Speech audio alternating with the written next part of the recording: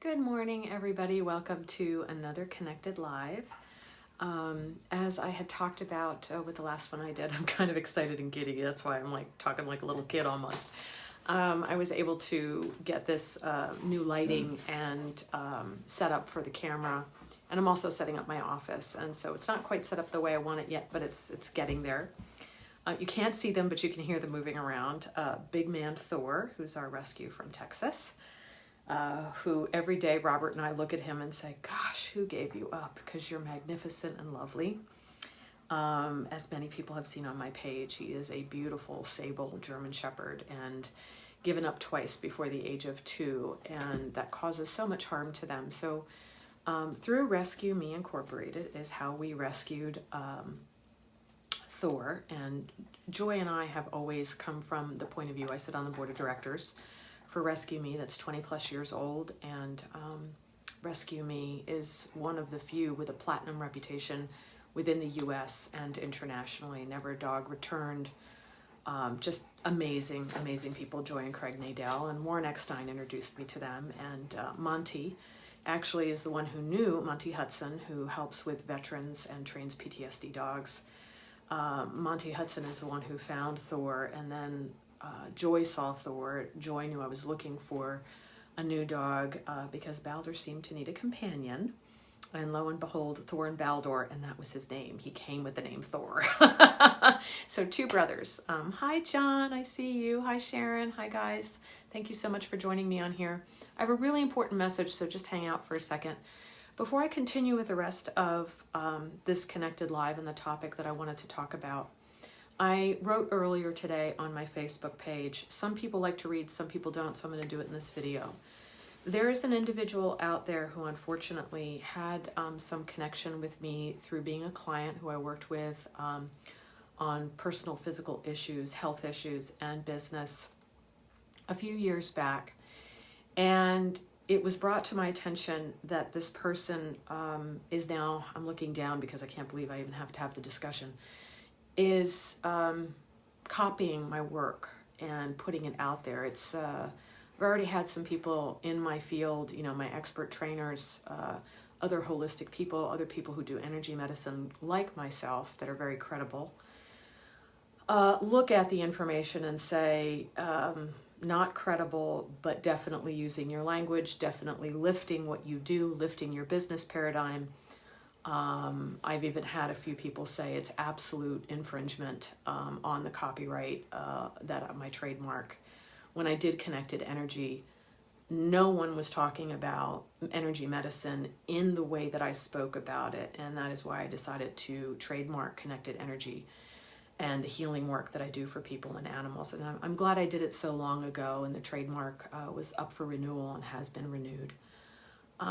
Very disturbing. I never thought I would have to do a Connected Live about this. I never thought anybody would do something like this. It's just, I always assume positive intent even when there are issues with ego and people feeling jealousy and whatnot. So I'm not going to name the person, and I'm not going to give any more specific details than what I have given.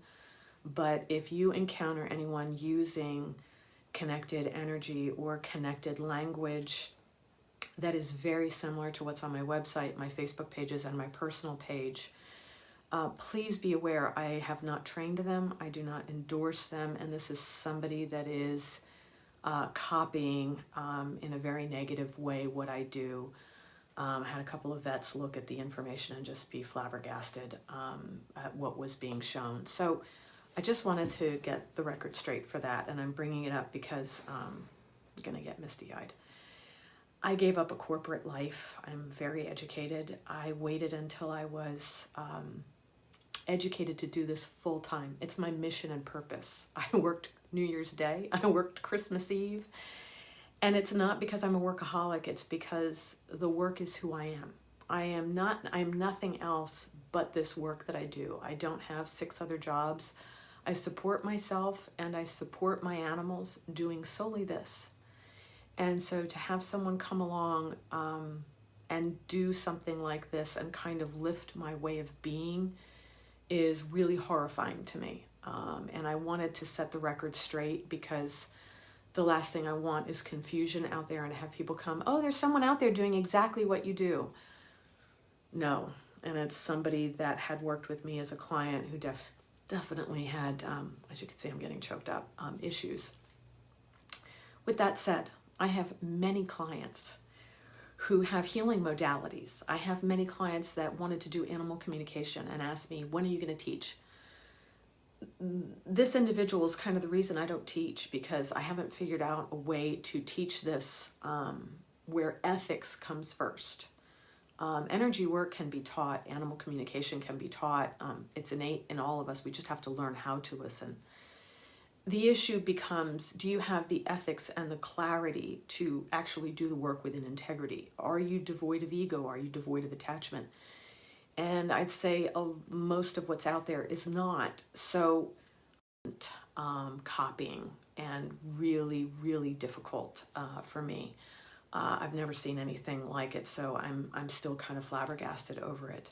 But I'm setting the record straight so that people know. And what is my Connected Live besides being about setting the record straight about that issue that I was told was very important that I address. I have addressed it written and I have addressed it on video, so I'm going to let it go now. But animals, when we do animal communication, it's not just about talking to your animal to find out what they know or what they want to say. It's always for healing purposes. Our animals, whether they're wild or domestic or feral, they're more than just a pet. If we give them the opportunity, they do know quite a bit more about us than we give them credit for. And there are fabulous studies, like with National Geographic, that show how much human language animals have. Scientists actually set out to disprove it and ended up proving how much language all other species across the board had, and particularly domestic dog, how much language they have. And it's like people. Some other species are incredibly intelligent, others not so much, like we know of people. So it just, like attracts like. We attract exactly what we need in our lives in order to grow, if we allow that animal companion to help us to grow. So I can't even tell you how much the Mustangs have taught me. Wild animals, good grief. They're very honest. As I was talking with another friend on Facebook who works with wolves and has a healing modality, which is amazing. And I was like, yeah, they really, feral and wild animals, man, in your face. It's with love, but it's in your face. And domestic animals do it too, in a slightly different way. They're way more tolerant. But I will say this, sometimes animal communicators will say, animals know more than us. No, they don't. What we have to do is allow ourselves to hear them better so that we can allow them to help us and we can help them when they're in a time of need. Big difference. It needs to be a two-way door, open communication. Because I have several examples in my 20 years of animals, wait for it, lying, or being stubborn, or being delusional. The lying part, they're delusional about who they are and what they think they need. Case in point, the animal laying down in front of me. I have a wonderful, you guys have seen him through the years, he's grown up on Facebook, Baldur.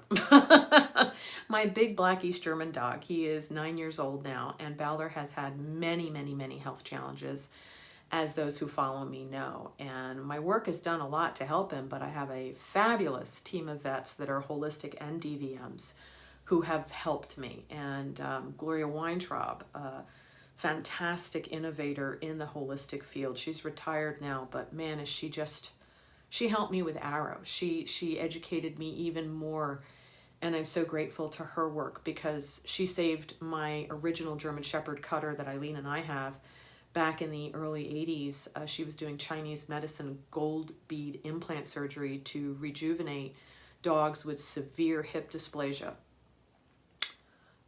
Cutter lived until he was 12, and hips didn't take him out. He was almost totally crippled when she got to him, and we did the gold bead implant surgery, which is an energetic form of work, even though there is a physical aspect to it. It is energy. and using the gold beads, created the flow and allowed that dog to work with the problems, not having to reconstruct or do replacement hip surgery. And it was just amazing to see the quality of life that Cutter had through his whole life with a very less invasive procedure. And one of the comments that Gloria Weintraub, to circle around to Baldor, made was, I've muscle tested this animal for over 50 remedies and he is not having it. He will not communicate about what he needs. And he's so shut down because he thinks he can fix himself, that he doesn't need any help, that I can't tell what he needs. This is really serious. And I looked at her and I said, so I'm not nuts. And she started laughing. She said, no, you're one of the best that I've seen that's not a DVM. She said, he's completely telling me, I got this, leave me alone. I don't need your help. Well, a few years later, yes, Baldor absolutely needed our help. He developed symptoms of IBD a few months after working with Gloria, called Gloria up. We dealt with IBD. Then I moved to, and I stabilized it for a while just on my own. I had a couple of talks with her, but I stabilized him, which I am able to work on my own animals and my own family members, which is another unique part of what I do. I'm able to lose that attachment, which again, I hope to teach to others. How do we lose attachment so we can work on anybody, including ourselves, and be really honest and free of delusion and free of ego? We get to Oklahoma and Baldor fell apart again. And I was, Demodex, which he's had since he was a puppy, that's autoimmune.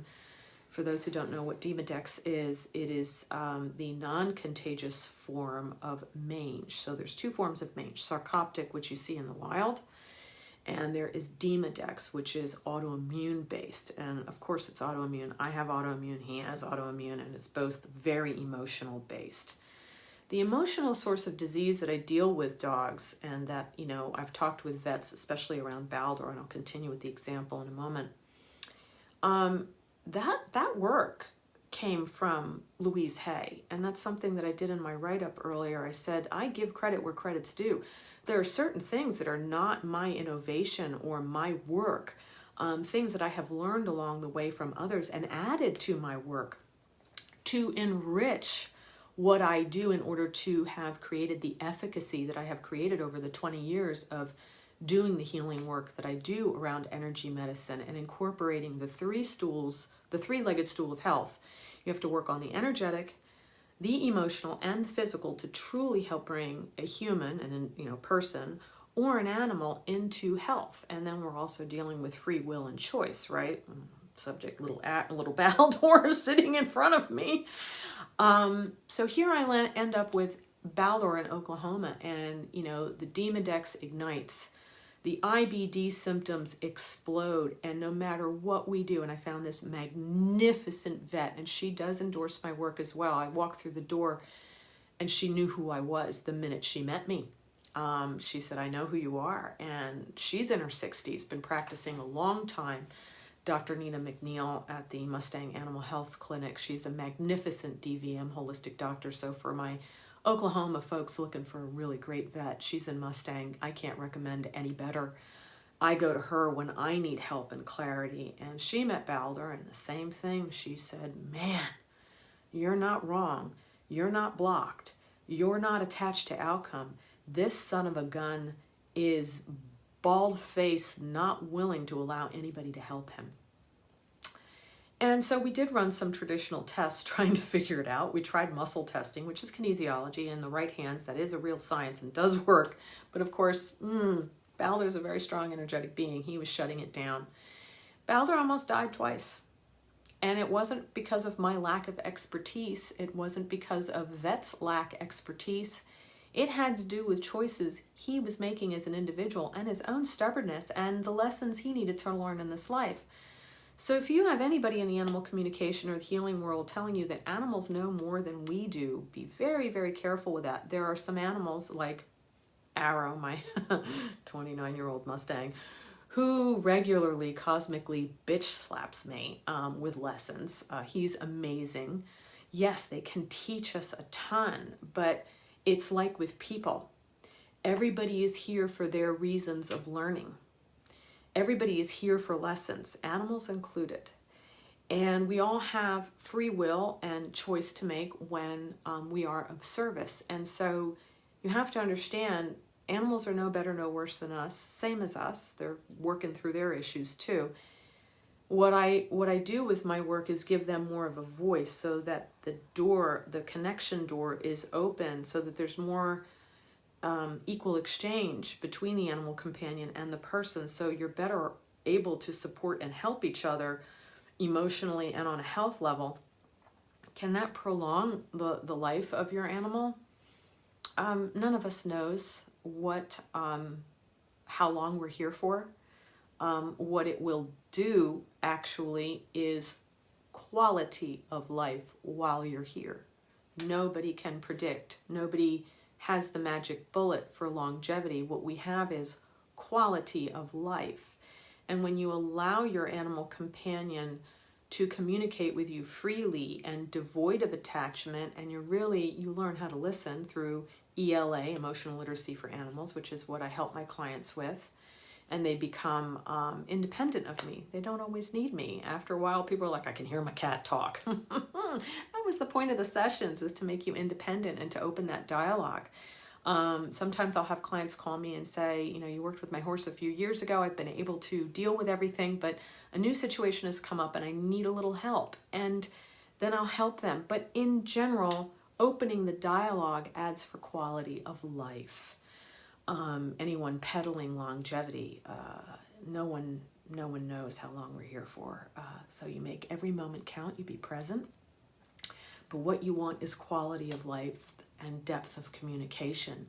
And that will actually improve. A lot of my clients who work with me just for their animals all of a sudden find their human relationships improving because they've learned emotional literacy and they've learned some communication skills to go with it.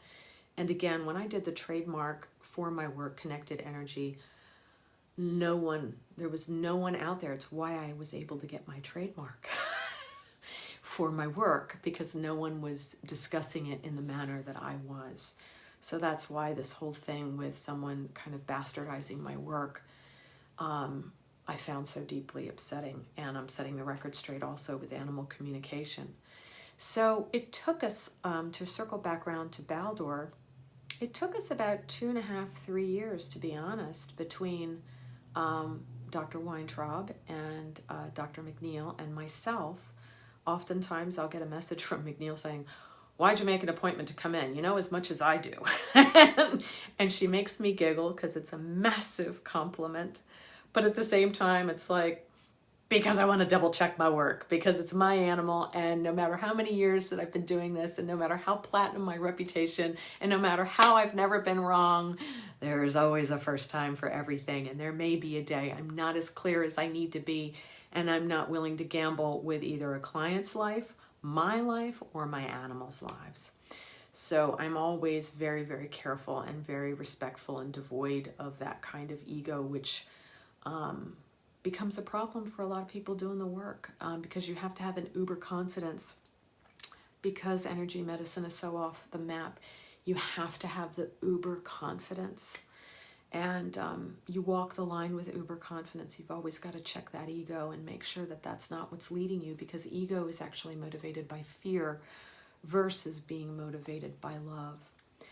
So 2.5 years later, and with lots of work and lots of open dialogue, Baldor finally, after nearly dying twice, made the choice to show us what was wrong. Thank God, because he's a great dog, and I want him here as long as humanly possible. But he had to make the choice. There was no woo-woo or energy medicine or traditional medicine that was going to show us anything. Baldor suffers from ulcers. Makes sense, because he's as sensitive as I have. I have digestive issues too. And part of that, the way it manifested in me as a child, when all my gifts were being negated, was, what I couldn't stomach. And so I had extreme digestive issues. Hi, Mary. I actually gave a shout out to you about your work. Listen to the full video, and when you do, see my recent post that I wrote, because I did give you a shout out. I didn't name you exactly, but I described your work. So, hey. He showed us the ulcers. He had to show us. It was going to have to be him, even though we had done medical tests. He hid it all and was able to hide it all because that was his choice. He thought he could fix himself. And that was ego on his part. Yes, animals do have ego, and animals will be delusional. So once he showed us the ulcers, we were able to understand why the Demodex was being triggered, why his symptoms looked like IBD, but the root cause was the ulcer. The emotional source of the disease is what can't he stomach, very similar to his human. I suffered from the digestive issues because there's a lot of things I can't stomach in this world. And as an empath, in my particular case, it went to my gut.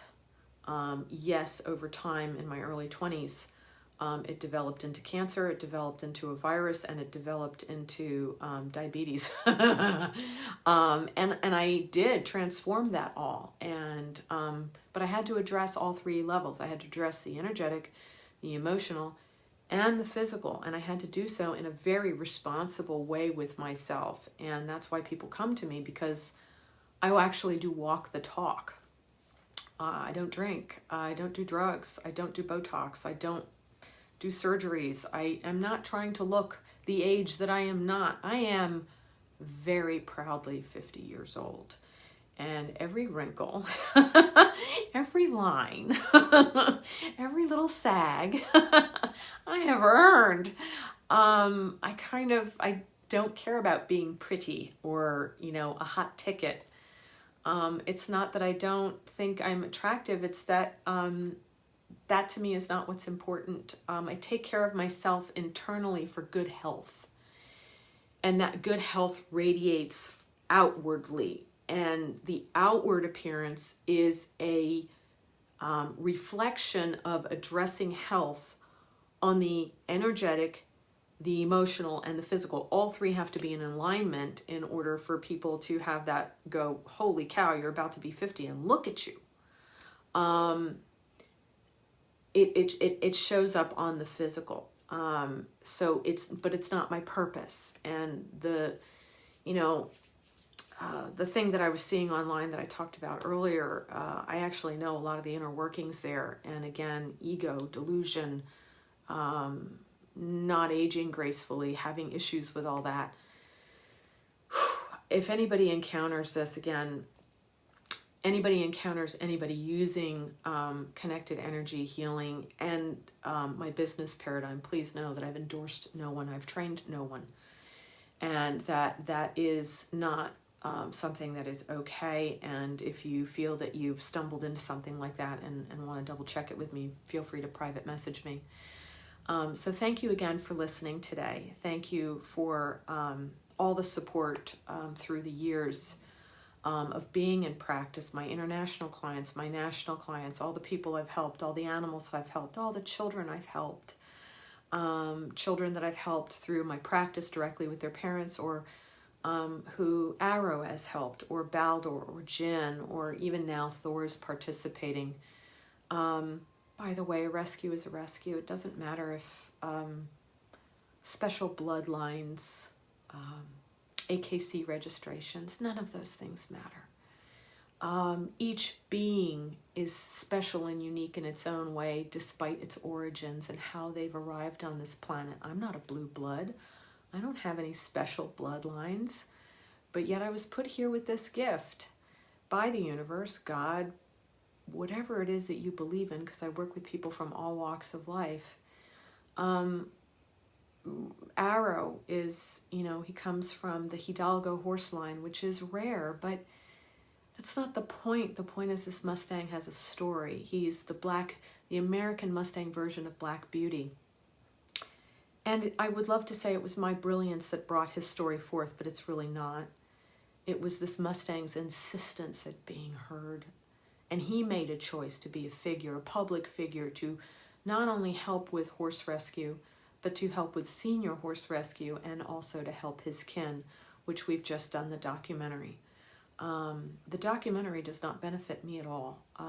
Literally, we arrived to start shooting, and Arrow stepped off the truck, and I handed the lead line to Bryant Rickman, who is the tender of the herd for the horses here in Oklahoma. And he said, wait, he doesn't know me. And I said, oh, he remembers. He knows exactly who you are. He showed me pictures of you in my mind. He's been waiting for this moment, and this has nothing to do with me. This is all for Arrow and Arrow's message to the world. Jin and Baldur. Jin, obviously, Baldur came back as... Jin passed away and came back as Baldur. He has his own message. We're working on his book, too. And again, the bloodlines don't matter. The registrations don't matter. It's the level of work that the dog or the horse or the dolphin or whatever animal you're working with is doing. None of that matters. And I just appreciate everybody, again, the support. Thank you so much. If you're looking to get some help with your animals or yourself, you can find me at thankyouhopeforpostingmyname.com. And you can also find me, it all points to it, connectedenergyhealing.com is another way of finding me as well.